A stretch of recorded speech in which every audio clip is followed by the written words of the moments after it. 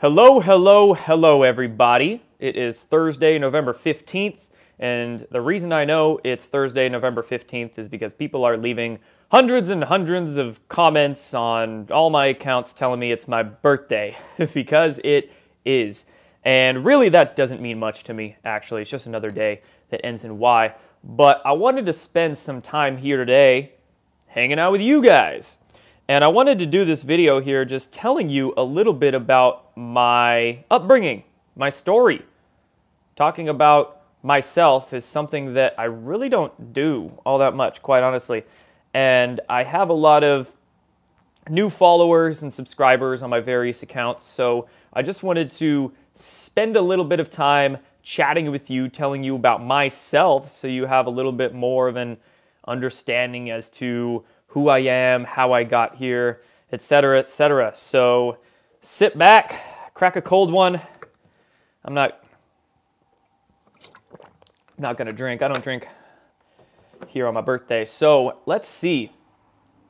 Where do I begin? I'm 28. I was born in 1990 in the Pacific Northwest, a great state of Washington. And I was born in a military community, actually.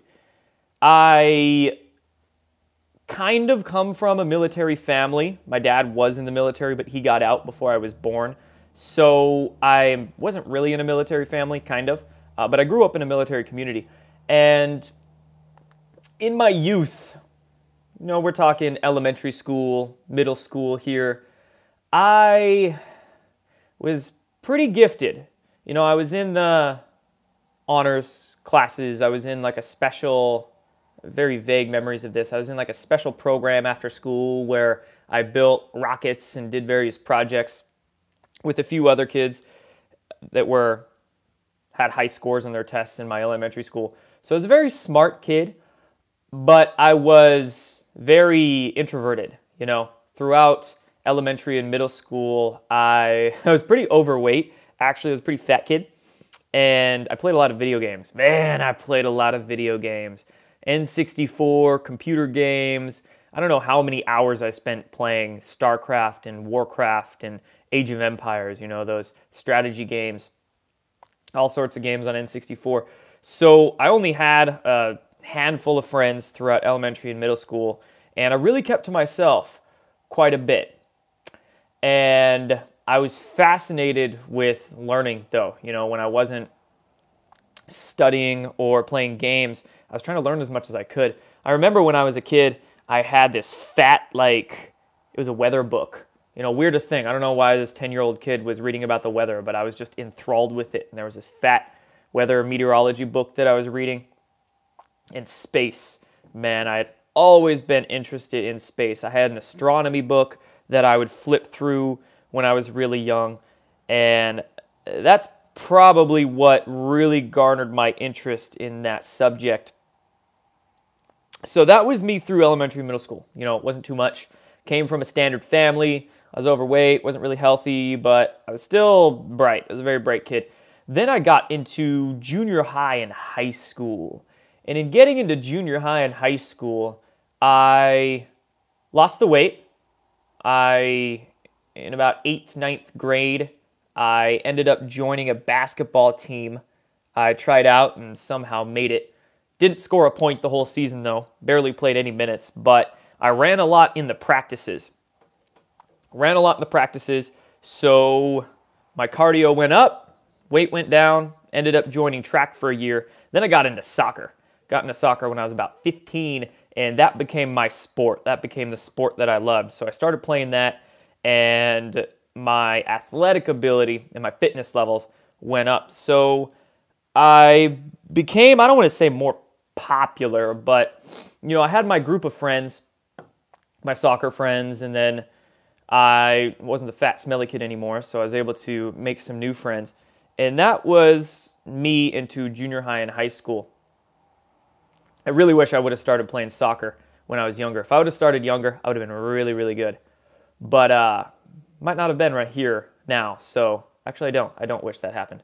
But anyway, getting into high school, I started high school with really good grades.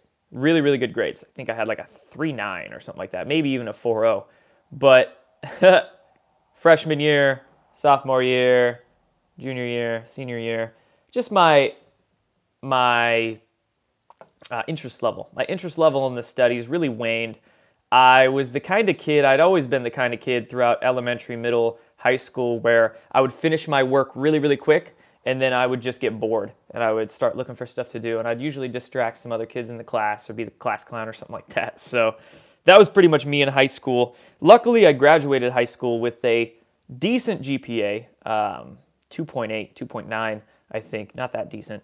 But I basically rode my ACT and SAT scores into college. I did really good on the ACT. I think I got like 98, 99 percentile in that. Did pretty good on my SATs, so I was able to get into a state college. Now, what was funny is that in high school, I'd actually really wanted to go to the Air Force Academy. That's what I wanted to do. I wanted to either be an aerospace engineer or fly planes. Interesting, huh? Like 10, 15 years ago, that's what I wanted to do. Super interested in space, I wanted to go to the Air Force. But I couldn't fly planes because my eyesight sucks. I am blind as a bat. And at that time, I think 2007, 8, 9, they didn't let pilots, they didn't let anybody who had LASIK become a pilot at that point. Even if you got correction to your vision, you could see 20/20 without contacts or glasses because you had LASIK, they still wouldn't let you into the Air Force at that time. So I couldn't go to the Air Force Academy because of that reason, also because my grades slipped a little bit. So I ended up going to a state college and went to that state college, and that's where I had a little bit too much fun. And like I mentioned earlier, you know, my grades, I just started, it's not that I sucked at school, it's just I didn't care. I didn't feel fulfilled with what I was studying. So when I got into college, same thing. You know, same thing. My interest in studies and my effort level just wasn't there. You know, partied too much, made a lot more friends, chased girls. I didn't care about studies. So naturally, I did not do very good in that first year of college and ended up failing out of state university. Now, when I failed out of state university, I went back home, moved back in with my parents, and I went to community college just to do, you know, general education classes, yada, yada. So there I was at community college. It was, of course, easier than a university, so my grades weren't slipping at that point, but it was still just general classes. You know, I had no idea what I wanted to do. I went to university for architecture, actually. Architecture and construction management, you know. None of you probably would have guessed that. So I went to university for that, but when I came back, went to community college, it's just, I didn't know. So I was taking, I think, business management courses or something to that effect, and kept my grades up, ended up playing soccer for that community college. The university I went to didn't have a men's soccer team, just intramural leagues. But when I came back and went to community college, they actually had a men's league. So I tried out and played for them, and that was really fun. It was really fun being able to play collegiate level soccer because we had a bunch of semi-professional players play on our team and practice with us. And our head coach was a semi-pro coach. Our assistant head coach was a semi-pro captain of a semi-professional team. So I was playing with, like, half the team was foreign guys. We had a bunch of guys from France and England and Scotland, and then half the team was Americans. So I got really good practice, and I ended up practicing a little bit with that semi-pro team. So that's pretty much where my head was. Again, playing more sports, making more friends than studies. So I just didn't care. I didn't care about classes, and that was that.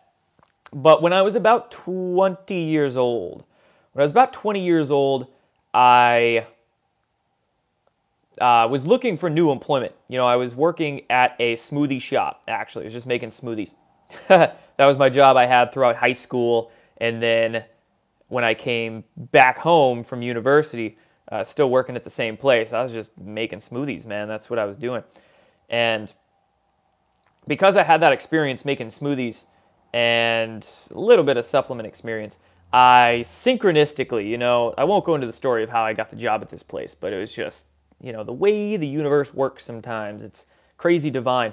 So I ended up getting a job at a local health food store, supplement store / sports nutrition store. We had a lot of stuff there, supplements, health food, sports nutrition, et cetera, and left that little smoothie shop to work at this supplement store. I began becoming fascinated with what I was doing there and what I was learning there. And that's where I really became, you could say, red-pilled. Super duper red pill. That's where I woke up, the first stages of it. And I ended up just totally dropping out of college. Dropped out of college and worked full-time at this place because I was learning a bunch of stuff there. Not only that, but I was helping people. I was helping 30, 40, 50 customers a day, learning about them, trying to offer them information on health and things they could do to better themselves. And I didn't feel like a used car salesman where I was just trying to swindle and hustle people. I was actually educating them about the product, educating them about the concepts behind the product. This omega-3 fatty acid is going to help your heart and your brain because your brain's made up of omega-3 fatty acids and blah, blah, blah. I wasn't selling the product. I was selling the ideas. They just happened to buy the product. So I didn't feel like I was selling myself. I was actually helping people. And I was learning, man. I was meeting people as well. There were a lot of very interesting people that would come into this place. And they were talking about all sorts of different conspiracy stuff, man. Truth stuff, real stuff. Had a guy come in, and he was taking Monsanto to court in a lawsuit. So he would just tell me all about Monsanto. And, me being 20, 21 years old, it was like, these aren't things your average 20, 21-year-old hears. So I was learning about that. I had people coming in talking to me about their vaccine experiences, whether it was a woman who was 60 years old who told me that the shingles shot put her in a wheelchair just a week ago. This is a real experience I had. Or whether it was a family coming into me that had a child that literally that became autistic. And they basically just told me vaccines did this. That's happened to me a few times. So all of these things shocked to my consciousness. And I just went down the rabbit holes. I was, of course, learning about Big Pharma, researching Big Pharma, but then you research Big Pharma, you quickly go into the financial system. Same entities that set up the financial system, set up the pharma system. Going through the financial system, then it brings you to the oil barons. Same people, oil banker barons. And then I was interested in free energy. Oh my gosh, these oil barons are suppressing free energy and just all this other stuff. So that was my awakening process, most of it in 2011 and 12. And then I had a whole just redoing of my understanding of a reality here, of consciousness. Because backing up a minute here as well, when I was in high school, I was hardcore atheist. I was super atheist, right? I was reading Richard Dawkins books and Sam Harris books. And if you guys remember that flying spaghetti monster shit, you ever heard of that? The flying spaghetti monster thing? I don't know. I thought that was the funniest thing in the world when I was 16 years old. So I had always had that philosophical kind of mind, trying to understand what the heck's really going on here. But when I was younger, I was misled a little bit. I was misled by that nihilistic kind of thinking, that atheistic thinking. So that changed. That changed big time when I started waking up in 2011, 12. And I came across all of the science of consciousness, all of the science of our DNA, and the idea of humanity waking up right now and causing kind of a quantum shift, not just within ourselves, but also in our external environment. That quantum shift going on with our solar system, with our galaxy, the revelatory times, the ascension times, or whatever. I was just seeing this whole idea of spirit. So I had a kind of a spiritual awakening at the same time that I was going deep. I was going deep into the dark information as well. So luckily I kind of did both of these things at once. They go hand in hand.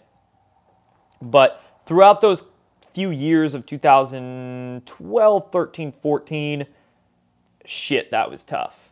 That was super freaking tough because I went way deep in all that hardcore information. Of course, when you start doing that, it changes you. And once it changes you, your friends and family start seeing how you're changed. And then once you talk to them a little bit about what's changing you, they ostracize themselves away from you and you become the black sheep, right? That happened to me.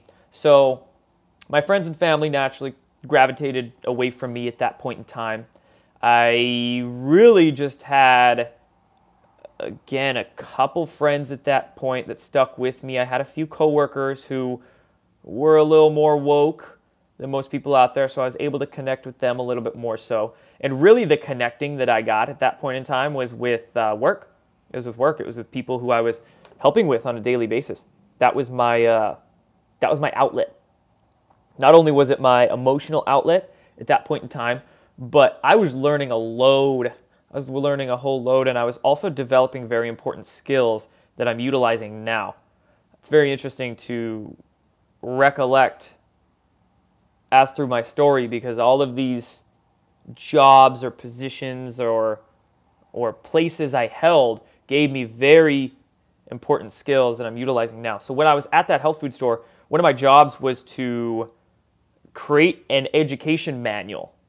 You know, they knew I was very smart. They knew I was very good at research. So my job was to literally create a training manual on supplements, health foods, herbs, mushrooms, just every little product we had in the store. I would make a multi-page sheet on facts of the products, on how the products would help you, blah, blah, blah. And that was to educate the employees that we would hire to work there.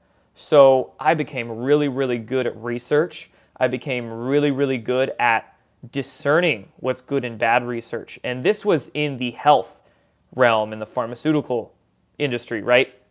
That's where those skills I gained.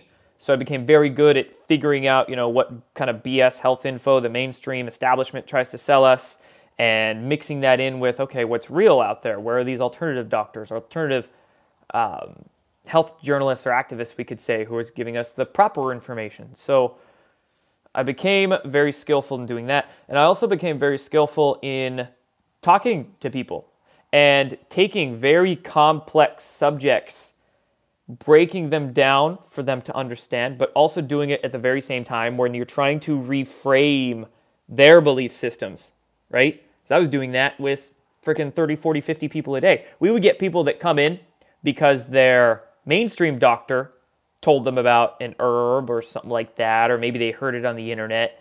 Of course, mainstream doctors, they don't know shit about nutrition or herbs or whatnot. So they would go, oh yeah, go into this food store and go see if they have it. So they would come in and that would be my opportunity. I would say, oh, what brought you in? Well, they would say, my doctor wants me to get this and this. And I go, oh, what's it for? And they go, oh, this and this. And maybe, their doctor really had no clue. So what they actually came in for wasn't going to help them in the least bit. And then it would turn into a hour conversation of me figuring out what they really want, what's really going on with them. I would ask them a lot of questions. It became very personable, And that's how I became very proficient at discussing concepts with people, figuring them out,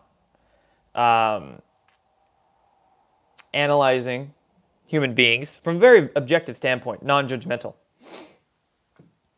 and learning people, learning what they needed, how they operated, and also what would help them. Experimented a lot with that. Try this, and they would try it, and it would work fantastic for them, and whatnot. So not only did I become a good researcher and discerner, but also a talker, good at breaking down complex subjects for people. So I did that for a long, long time. I did that for 6 years at actually a couple different stores doing that. And then after I worked really in the supplement and sports nutrition realm, that was very helpful at that time because not only was I working with just basic supplements, herbs, probiotic, digestive stuff, whatever the case, there was also a lot of sports nutrition there. So we had proteins and branched amino acids, pre-workouts, all the kinds of stuff. I lived in a military town. So military, they like to lift weights. So we sold some pretty hardcore stuff. Pro hormones, we had some of those. And, I used to be able to go into the gym and literally, yeah, I knew like half the county going to the gym, and I would know all the people there. I would know the stacks they were taking. And you might see a dude that was 250, 300 pounds be like, I know exactly what he's taking. That's not natural. I know what he's taking. So it was fun. But because I was athletic, I was a good soccer player and in the sports nutrition realm, I then went into personal training and strength coaching for a little bit. So I got a personal training certificate and worked for a few gyms. Then I ended up working for a chiropractor as well. I was teaching posture, corrective exercise. Funny, that's actually where the whiteboard came into the picture, because what I was doing at this chiropractic clinic was literally teaching people about their posture with a whiteboard. And that's kind of, again, how it all kind of came together. So I was teaching them about their posture with a whiteboard. But I was also personal training, and I worked at a powerlifting gym. So, it wasn't a machine gym. We had no machines. All we had was barbells, kettlebells, and dumbbells, and some big tires and heavy sleds to push. It was a strongman gym. So that was really fun. But I only ever worked at gyms just for a few months at a time, like this one, that one, that one. And it wasn't fulfilling to me because I was learning so much stuff. And this was throughout 2015, 16. So those 2 years is when I went into the personal training, strength coaching stuff. And again, I was only teaching people about health or exercise. And here I was learning about all this other stuff. I was learning about free energy and the deep state and all this hardcore stuff. And I wasn't talking about it. I didn't have an outlet for it. So naturally, I had a higher calling within me to do that. So I ended up phasing myself out of working for anybody, working for a personal trainer, working for a gym, or working for somebody else. And I ended up quitting my jobs because of that higher calling. I'm just like, I'm talking to a few people a day, max, and who knows if they're even going to listen to me or take it to heart. And I'm only talking about health. This is just, it's not enough. So that's why I quit. I straight up quit my jobs, and I started this YouTube thing. That was at the very tail end of 2016, very beginning of 2017. And that was a very, let's see here. What do I want to say? Throughout 2015, 16, it was a very dark point. I had a long, dark night of the soul, and it was very, turbulent because there's a lot of different things that happened. I've dealt with quite a bit of trauma, my fair share of bullshit throughout those years. And that's why, people say mean things to me on the internet. I'm just like, God, jeez, doesn't even faze me, because I've dealt with crap and traumas and whatnot. So I can look at the world and it doesn't faze me. I've had to heal myself through that. I'm a healer by nature. I'm just a very intense healer. Not a lot of people are ready for what I have to offer quite yet in that regard. But throughout 2015, one of my best friends passed away. She passed away in a car accident. And funny enough, she was actually the first person that introduced me to Gaia. Wow, back in 2015. If it wasn't for her, I never would have come across that platform and researched a lot of different things. And she was one of the only people that I could talk to about a lot of this stuff at that time. And she passed away, and that was very long story behind that. I actually worked with her as well, but that was very hard. I went through a multi-year relationship with somebody who was very mentally manipulative and very narcissistic. So that was very tough. And it was just multiple things throughout 2015 and 16, both with myself personally. I had some issues at jobs and then relationships and family. It was rough. But at the end of 2016, the beginning of 2017, when I quit those jobs, it was just like, I didn't know what the heck I was going to do. I didn't know what the heck I was going to do, but I felt like that's what I needed to do. You know, and that's where you're at in life sometimes, where you're just like, you feel like there's no path, there's no way forward, but any path that comes into your life, you bring it. You bring your own opportunities. And that's what I had to do. So I quit these jobs and I started this YouTube channel, and I was just like, you know, I'm going to try to do this.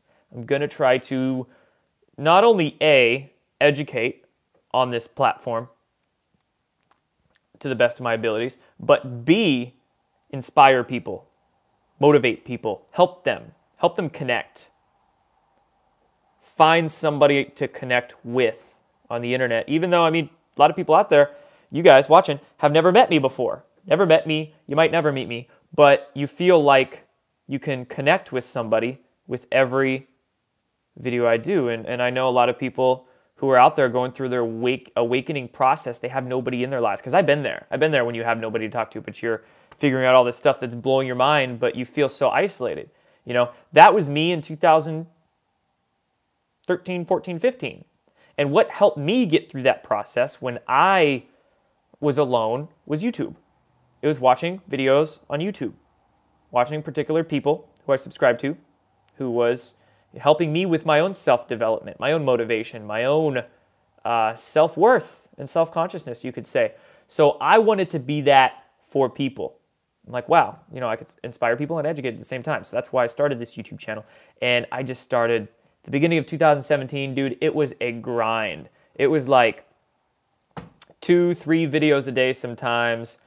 The first videos I was doing, I was editing heavily, so it'd take me maybe 2 hours to edit them, and dude, I was starting to get carpal tunnel and everything from that.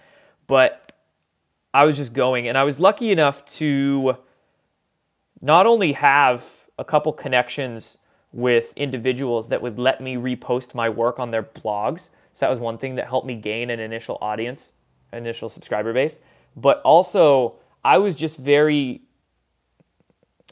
skillful with marketing, social media marketing. I studied, like I mentioned earlier, you know, people I subscribed to on YouTube. These were entrepreneurs. These were independent business owners, non-jobbers, as we could call them, who were marketing their own platforms and their own work to make it work for themselves. So I was studying them. I was studying their marketing principles and how they were marketing their YouTube channel and their work. So I applied a lot of that to what I was doing. So it wasn't any stroke of luck that my channel grew and grew and kind of exploded over the first year or two. You know, it's just a lot of effort and a lot of research and application. Application is the important part. You can research as much as you want, but if you don't apply that knowledge, you're dead in the water. So I applied that, you know. I would post a video on YouTube. I would share that to Facebook, cross-post it, and then what I would do is add myself to like 30 different groups. I didn't care, you know, 30 groups, public, private, just add myself in, and then just share that video from Facebook to like 30 freaking groups. It would take me 30, 45 minutes to do sometimes, because when you share a post from Facebook into a group, you can only share into one group at a time. So I had to share this post into 30 different groups. Complicated process, took me a while, but heck, that's what I did for months and months. I probably got kicked out of half of those groups. Maybe. They were probably like, oh, Jordan, you can't post your own stuff in here and whore yourself out like that. But I didn't care. I just kept doing it. So again, different things you do to make it work for yourself. Who cares? Who cares what they think? You know, you have a dream, go get it. Focus on that. Don't focus on what the naysayers have to say. So the first few months was difficult. And not only was it, you know, I was grinding it out with the videos, but I also had a couple private clients that I was personal training. And this is how I financially made it work at the beginning of my channel, because I totally quit my jobs. And I'll be honest, I was still living at my parents' house for various reasons we won't get into. So I was, how old was I? I was 20, that was just 2 years ago, right? I was 25. Was I 26? I was 26, living at my parents' house. And, you know, I quit my jobs. Wow. It's pretty stupid, right? But luckily, to make it financially work at the time, I was privately coaching some clients, and I was able to make ends meet, you know, just freaking barely. Luckily, I would train them in their homes. I would go to their homes and train them, and they paid me pretty decently, so I was able to make ends meet for the first, you know, 4 or 5 months. And dude, it was a struggle though. I mean, I remember this one day where I was driving to meet my client, and I checked my bank account on my phone, and I had like $14 in my checking account, I think, and very minimal money in my savings. And I had to get gas, right? Because this dude lived like 45 minutes, hour away from me. I was like, oh shit. So luckily I asked for in advance with him, and he liked me, so he was more than happy to do that. But again, it's like, if you'll make it work, you know. That's the thing, is that a lot of people out there are led. They'll run faster towards a goal if you put something behind them that's chasing them, that's about to bite their ass, rather than putting something in front of them that will lead them. And that's just the nature of humans, is that we've just been conditioned to be very lazy and not very determined. So most people, you know, you put $100,000 in front of them, they won't run as fast as if you put a freaking dog behind them, chasing them, about to bite their ass, you know. People run a little bit quicker in that instance. So that's kind of sometimes what you got to do, and how I've come to live in a certain way is that sometimes I put myself in a sticky situation on purpose, because I know it's going to force me to grind my ass off and work harder to succeed. So, for instance, for example, you know, 6 months into my YouTube channel, I was starting to make ends meet a little bit more. You know, I was bringing in a tiny bit of income. I think my Patreon was doing all right, and some people found me on YouTube and I think donated a little PayPal money to me. So I had just enough money to buy a new computer, and I desperately needed a new computer. I was running on a multiple-year-old, what was it? It was like a Dell HP or something like that. It was awful. It was awful.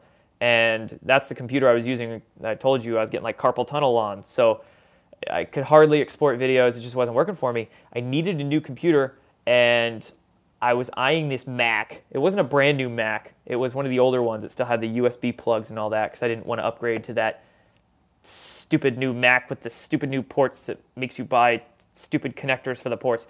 No, I got an older version, but it was much faster than what I had. But it was like, dude, at least 50% of what I had in the bank, if not more than that. And I was like, I got to do it. I just got to do it. And I did. And it luckily worked out well. But that's the thing, getting myself into a sticky situation where it's not like I'm, you know, getting over my head and it's not going to work for me. It's just, it's going to be tough, but it's going to force you to run a little faster, you know, and that's what I did at the beginning there. So it was fun, but it was tough. And this gets into kind of the middle end of 2017. Towards the middle of 2017, that's when I started making certain connections, started gaining a little bit more of a fan base on this channel. I started doing the whiteboard videos, you know, which I'm going to bring back, have it up right over there, ready to make another one. But, question there, how has Elliott Hulse inspired me? Good question. A lot. When I was talking to you a minute ago about the individuals that I would watch on YouTube and subscribe to for inspiration and motivation during my dark night of the soul, my awakening phase, that was the main channel I would watch, Elliott Hulse. And that's where I got a lot of personal training and lifting knowledge from too, was from him. But at least getting into, and also the inspiration for doing my YouTube channel, you know, because I saw him make it work, have that success, and luckily he was sharing some of his marketing knowledge as well. So I wouldn't be here doing what I'm doing without Elliott Hulse. Now, getting into the growth of my channel, you know, middle of 2017, whiteboard, making connections, going to some conferences, spoke at a couple conferences, and again, just doing what needs to be done. Like I mentioned earlier, it's just another day. Great, today's my birthday. I don't give a shit. I made a video this morning. Here's a second video I've done. Probably make a third one. It's another day. You know, do what needs to be done to, of course, you know, in this crappy control system we're in, make ends meet financially. Hopefully we don't have to live with money one of these days. But make ends meet for your soul, you know. Do what needs to be done to make your heart happy. And what makes my heart happy is watching people get it.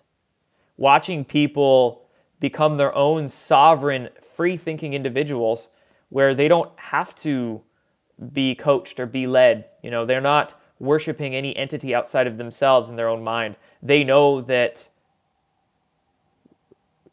to succeed in life is their own doing. It's nothing outside of themselves. And they don't get caught up with psyops. You know, I hate watching people get bullshitted by mis and disinformation. That's what grinds my gears the most. So that's what makes my heart happy, watching people become free.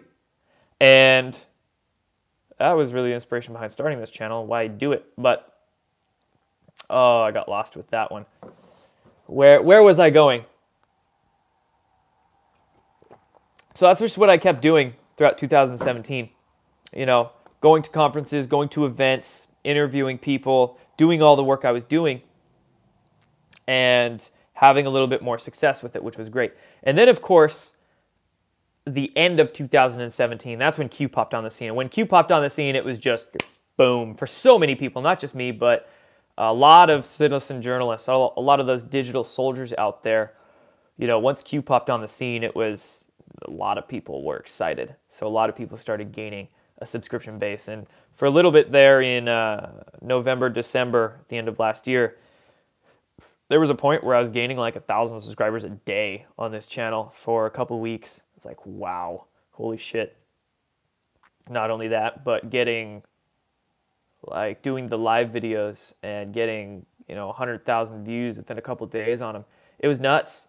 And it was intense. You know, quite honestly, a lot of these last year and a half, 2 years, I don't know if I've fully decompressed from or fully absorbed quite yet. And I don't know if that's a good or a bad thing. Because part of me is just like, keep focusing forward. You know, who cares about what's behind you? Forward. But on the other hand, it's like you gotta kind of decompress from it all and objectively look at where you're at, which I do quite a bit. But there's just so much. There's so much work to do that I'll get to that eventually. Get to that one of these days. But Q came on the scene, still doing a lot of the same work I was doing, just with that extra help of that letter of the alphabet. And that's kind of the amazing thing, looking back at it, is I was doing the same damn thing. I was doing, you know, following along with the current events. I was doing that before Q came along, trying to see what was going on behind the scenes. Behind the scenes, you know? And if you were following my channel at that point when Q came on, if you remember this, I did a video 20 days before Q first started posting. And this video I entitled The Calm Before the Storm. And I was analyzing what Trump meant when he made that statement in the White House with the, 20, 30 military officials around him, and he said, this is the calm before the storm, and the media was like, what do you mean? What do you mean? He goes, you'll see. I tried to analyze that in a video. I called it the calm before the storm. And I said on my little whiteboard in that video that I think that phrase meant data dumps. And I think I put official address about political corruption and Pedogate and some other things. But basically exactly what Q turned out to be. So that just was amazing. That was cool to look back on. And really, Q was looking for a lot of people like myself and like a lot of others out there on Twitter and on YouTube, because we're the independent voice that totally goes around the mainstream media, but not just the mainstream media, it goes around the alternative media, because we all know that there's a lot of bad actors in the alternative media as well. So that's where that led me. And then, of course, 2018 here. We're nearing the end of 2018, but I don't really need to go through a lot of this year. You know, you guys know about the censorship. You guys know about me getting my channel cut twice. It's almost been a year now that I've had 100,000 subscribers on this channel. I have yet to get a silver plaque from YouTube. And I recently found out that it's not guaranteed. If you get 100,000 subscribers on YouTube, you're not guaranteed a plaque. It basically says on their like content creator page that if they like you and if they think your content is okay, they're up to their standards, whatever that is, community guidelines, then they'll give you a plaque. So I'll probably never get one. I don't want one. I don't want your plaque. I don't want your stupid blue check mark. I can do without it.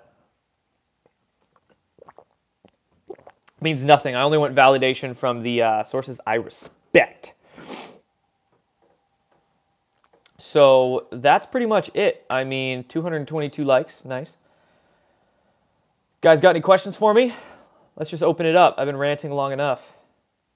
I get sick about talking about myself sometimes, because it's not really all that special. You know, I'm not special. Well, we all are special, right?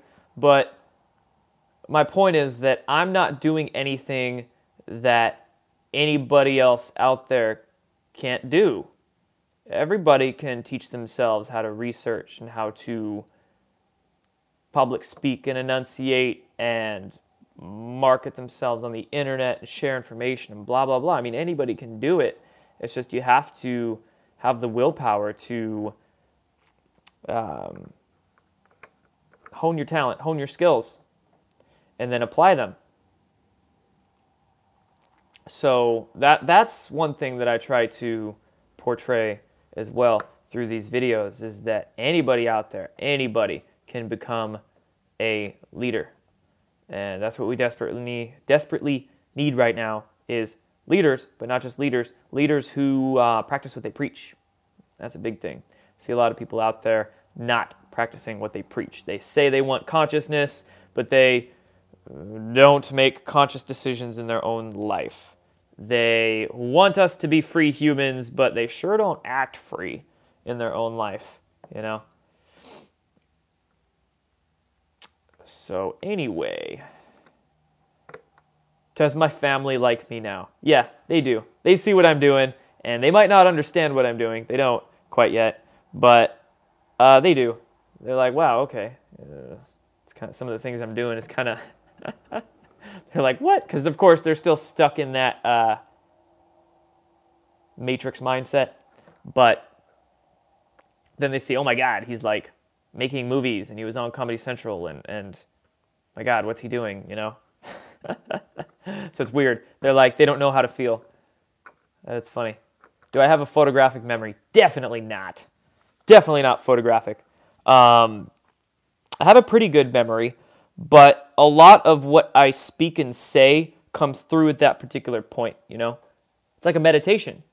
Sometimes when you're talking, you just like black out, right? And it just comes through you. And that's what I try to channel every time I speak, is that mindset, that state of mind, and that you just find what comes through you.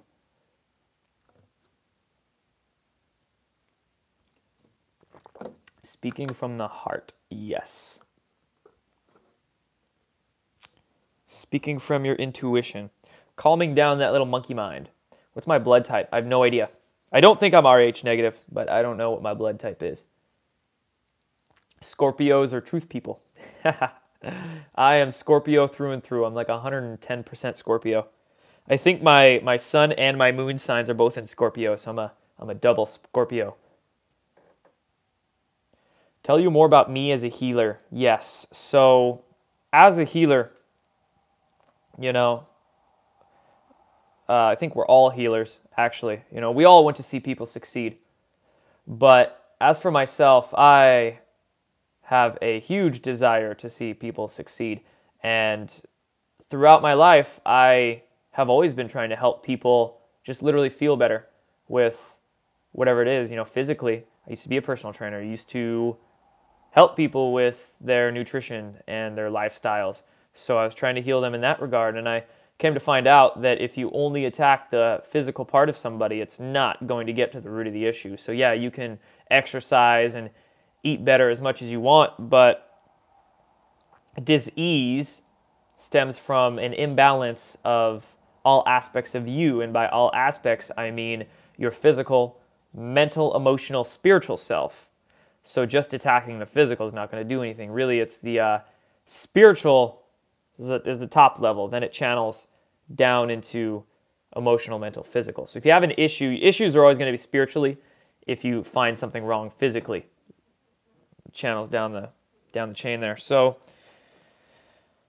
that's why I moved from personal training and health sales into the internet, is because here I'm focusing on people's minds. That's where it starts. Trying to rephrase people's belief systems. I hope that, you're making good choices for yourself physically, but that's up to you. You can lead a horse to water, but you can't make him drink it. So what I'm doing on the internet here is making that water look a lot better for the horse. Selling the water to the horse. Making that horse realize that it's damn thirsty and it wants to drink. So, yeah, and through healing, it starts in the mind, in the spirit. Try to get people to become more spiritual individuals, to get away from the attachments to labels, the attachments to this or that or whatever the case is. Always trying to help people do that. You guys know I hate labels. Don't like labels. Don't like when people label themselves, because that means they're not comfortable in their own skin. They need to attach to something outside themselves, whether it's this religion, this political ideology, this belief system, That's a spiritual issue. If you're attaching to labels, it means you're not comfortable being a sovereign you. So I really try to help people become sovereign individuals. And then the mental part of things. Like I said, I hate psyops. I hate when people get caught up with mis and disinformation. So I'm trying to help people learn how to think, not what to think. So there's that. And then there's the emotional side of things. And that's a big topic that I don't get into much in my videos, is the emotional side of things, but it's something I'm very familiar with because I've went through a lot of emotional roller coasters in my life, figuring out how to deal with that. And that'll come out as my channel evolves and as my work evolves. There's a lot of stuff. There's a lot of information, experiences in here that haven't come through this yet, and they will in time. There's just more important things to attack right now. So there's the emotional side of things. People are so disconnected from each other, disconnected from themselves especially, and that's something that we have to deal with. And then, of course, there's the physical issues, but all the other ones we have to deal with first, especially the mental, emotional part, spiritual part. Your physical problems will go away if your mental side of things is taken care of. If you know how to take care of yourself, if you're emotionally balanced. Anyway, enough ranting on that. I saw somebody somebody said, "I'll take you to a strip club." Where are you, bro? Oh, funny. I'll tell you my strip club story. I've only ever been to one strip club. It was like 7 years ago. It was on my birthday, actually. I think I turned like 22 or something like that. And it's the only one I ever went to. Never went to another one. It's just, I'm out of that party Jordan phase. And it was a weird place. They're just weird places. Dirty places. So, but funny story behind that. Tell you guys another time. I got a lot of stories. A lot of stories I haven't shared. But, they're good. I'm authentic. I'm an open book, The more you guys know about me, the more you trust me, right? And I say some pretty crazy shit. I say some real crazy shit. So I need to get you guys to trust me as much as I can, right? then you'd be like, huh, maybe he's not that crazy. Maybe I can trust him. How did I escape the Matrix? It's kind of what this conversation has been about. Longevity is too expensive. Any suggestions on healthy supplements? I'll be doing more videos on that. But be careful of the multi-level marketing stuff. A lot of it is really expensive. And oftentimes you get either shitty products or really mediocre products that have a really high price tag.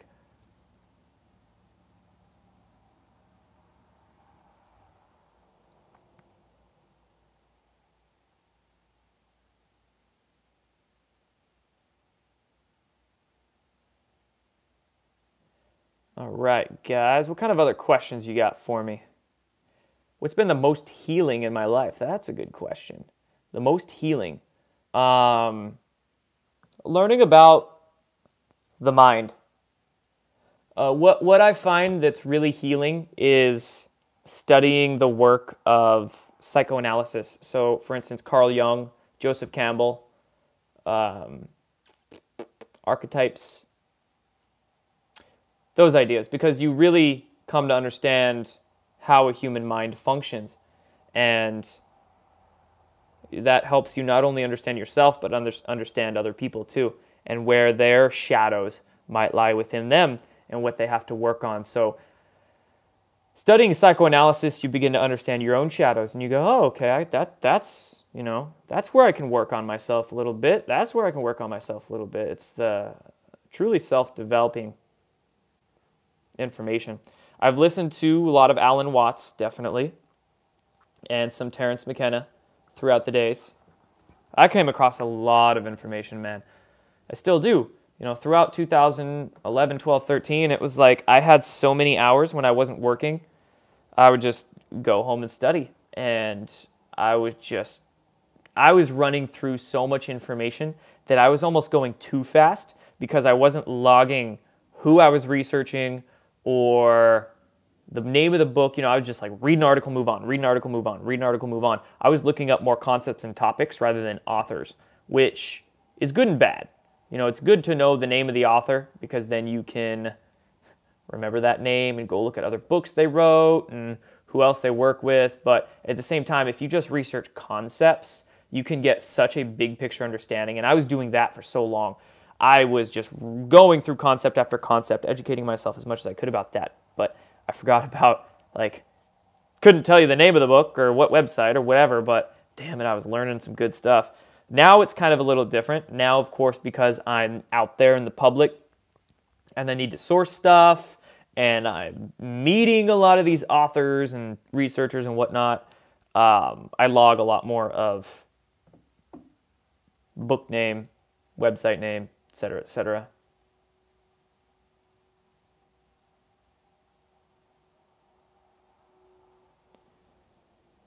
All right, guys, any last questions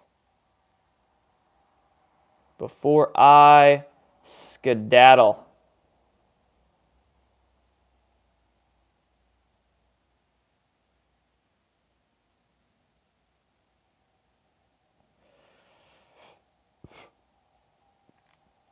Let's see, here's a question. I'm trying to keep it topically to just kind of like my story and destroying the illusion and whatnot. There's a lot of kind of off-topic questions here. Do I like animations? Tell you what, though, I was obsessed with Dragon Ball Z when I was little. And it's funny, too, because when you look at a lot of these cartoons and movies and productions that something within us attracts to. Like, we don't know why we're obsessed with these things, but we are. And you'll find that oftentimes in these productions, like Dragon Ball Z, for instance, or Star Wars as well, I loved Star Wars when I was little, is that there's a lot of truth in plain sight. And it's our subconscious that it's connecting with that truth because it knows it's real. Our conscious mind doesn't realize it's real, but our subconscious does. So for Star Wars, you got the Force. The Force. Dude, that's basically the reality we live in. The Force is our will, and we can use this Force for different things. With Dragon Ball Z, Dragon Ball Z, these guys were becoming Super Saiyans. They were ascending, basically, and then they would have chi, that they were energy, that they would be able to manipulate, and they could instantly transmit themselves, and they could fly, and it was literally a show about ascended humans, about ascended peoples who were telepathic and were working with energy. And it's like, oh my God, you know, this Japanese production, like, so much truth in plain sight right there. So that being said, my life goal is to now become a Jedi Super Saiyan. Yep. Am I still married? I was actually never married. Never married.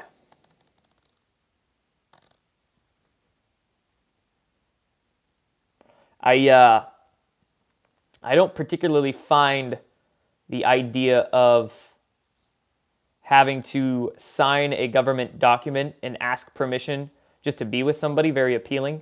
Not only that, but if you want to get out of that relationship and you sign the document, then you got to get lawyers involved. It becomes really expensive. It's just the state, our social engineers have made quite a mockery of the marriage process. Really screwed it up, in my opinion. And then, of course, you know, most individuals out there, they want a really fancy, expensive wedding with a fat, shiny rock on their finger that costs thousands of dollars. Tell you what, that ain't me. I'm all for relationships. I'm all for that, you know, absolutely. But I'm not for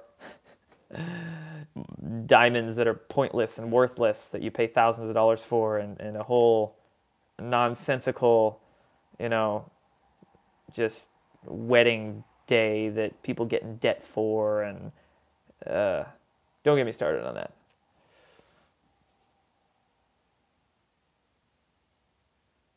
that. East Coast or West Coast, which is more corrupt? Oh man, they're both corrupt. But they're different energies, East Coast, West Coast. East Coast is very goal-oriented, you know, head down, get shit done, move. But there's a lot of old energy in the East Coast that hasn't been cleansed yet. It's very weird. You know, like you could just tell hundreds of years ago there was some shit going on right here. There were some Indians being slaughtered right under me. You know, West Coast is a lot more innocent, but at the same time, West Coast is a lot more passive-aggressive. West Coast is a little more laid back, but at the same time, they're not as upfront as East Coast. And they like to brush shit under the rug a lot more, which, if only we could like merge the East Coast, West Coast thinking, right?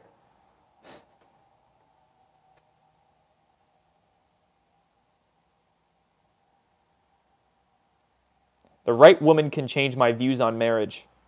Nope, she won't, because the right woman will agree with me. The right woman will say, oh, I don't need a $5,000 ring on my finger. In fact, I don't need a ring. Be like, bam, you're the right woman. The right woman will be like, yeah, I don't want to get the government involved. Boom. That's the right woman for me. What makes me angry? Dude, seeing other people screwed. Seeing people do dumb shit. I don't know. Not much really makes me angry. I take that back. What really makes me angry is computers, you know? Some people have road rage. I have technology rage. I get really mad if technology issues arise.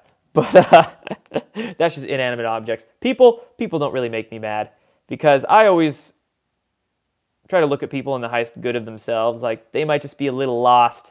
Maybe they're lying about me on the internet or saying some dumb stuff, but they just don't know what they're doing. They're out of touch with themselves. So I'm not mad at them. I get disappointed. A lot, but angry? No. You know, I'm always in that 4D kind of thinking. Like, they're just learning. They're just souls that are learning. And some souls have learned a little bit more than others, but again, we're all just learning. We're all just learning in different ways. What up? We are all one. How many subscribers did you need to be self-supporting? The answer to that is different for everybody. You know, I think on YouTube you have to have like, what is it? 400 watch hours. Like, people have to watch your content for 400 hours or something like that. You have to have 1,000 subscribers. I don't know, but you can't monetize your videos until that. And it just all depends. It all depends on what you do. And, you know, some people can make it work with 10,000 subs. Some people are having a tough time making it work with 100,000. So it all depends. It all depends.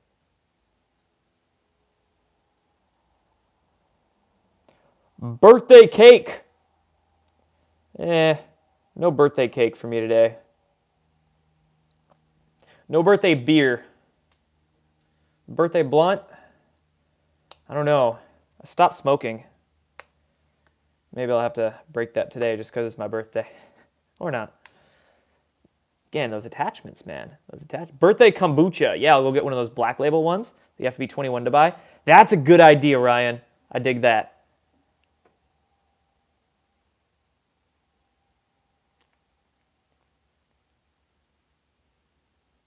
What do I do for entertainment? All right, last question, then I got to head out. So what do I do? This is a good question. A lot of people ask what I do to like entertain myself or in my spare time to get my mind off of all this crap going on in the world. I still play a lot of soccer. Whether I go play indoor on a team or whether I just go to a field with a goal and kick the ball around myself. I like that. Going to the gym, exercising, running. Athletics takes my mind off everything. That's like my meditation is athletics. So I do a lot of that. I don't know. I'm a huge fan of exploring. I'm an explorer at heart. So whether it's a road trip or traveling or going to a state park or something like that, national park, and walking through the forest, exploring, going on a hike, I like nature. I like nature a lot. I like viewing things. You know, I'm a very big picture kind of person. Always trying to view things from a bigger picture. I like to do that with my eyeballs too. So I love the window seat on planes. As much as I hate planes, you know, we have technology that could make planes obsolete, but I love sitting window seat and I'm just there like staring the whole time.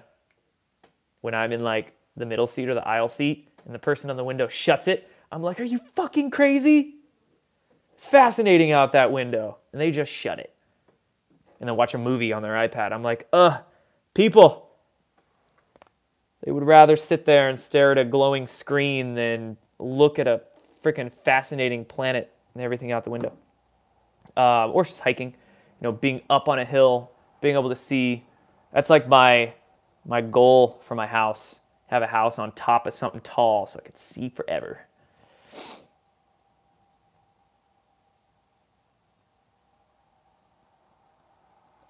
All right, guys. Thanks for tuning in with this one. I think my battery's about to die here. So appreciate it. I'm going to go do some stuff. Hang out. Hope you guys have a beautiful day. Thank you for hanging out with me for a while. Appreciate it. Appreciate you all for subscribing, following along this whole process. This past couple years have been life-changing, let me tell you. And I'm just going to keep at it with the projects, keep at it with the work. Hopefully not only change my own life in years to come, but change a lot of people's lives out there. So that's the main reason I'm here. So I hope I have changed your life a little bit, made it a little better, helped you see things in a bit of a different way than you might have had before, and empowered you. It's all about empowerment. I've learned how to empower myself through this work, and this work I'm doing because I want you to empower yourself. So thank you. I'll be talking to you guys.